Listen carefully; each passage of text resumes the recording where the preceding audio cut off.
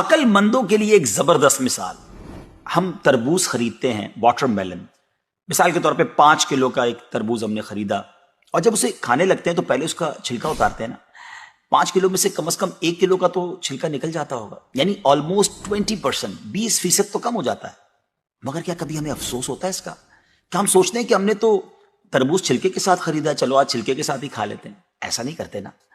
اچھا، ہم چکن بھی تو خریدتے ہیں، زندہ ثابت، اسی کو تولتے ہیں، تلواتے ہیں، پیسے دیتے ہیں، مگر جب کھانے کی باری آتی ہے، پکانے کی باری آتی ہے، تو اس کے بال، اس کی خال، اس کی آلائشیں نکل جاتی ہیں، تو ویٹ تو کم ہو جاتا ہے. مگر کبھی اس پر دکھ ہوتا ہے؟ نہیں نا. تو پھر 40,000 میں سے 1,000 دینے پر، 1,00,000 میں سے صرف 2,500 دینے پر ہمیں کیوں بہت تکلیف ہوتی ہے؟ حالانکہ یہ صرف 2.5% تو بنتا ہے، یعنی 100 روپے میں سے صرف 2.5 روپے. یہ تربوز، کیلے، آم اور مالٹے کے چھلکے اور گٹلی سے تو بہت کم ہے نا.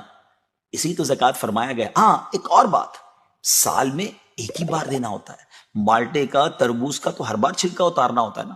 یہ 100 روپے میں سے 2.5 روپے یا 1,00,000 میں سے 2,500 روپے سال میں ایک ہی بار دینا ہوتا ہے، اور اسی کو زکوٰۃ کہا گیا. کیا برکت والا کام ہے یہ. مال بھی پاک، ایمان بھی پاک، دل اور جسم بھی پاک، اور معاشرہ بھی خوشحال. اتنی معمولی رقم، یعنی 40 روپے میں سے صرف 1 روپے، اور فائدے کتنے زیادہ، اجر کتنا زیادہ، برکت کتنی زیادہ. تو اب اپنی زکوٰۃ ہم نے پوری دینی ہے.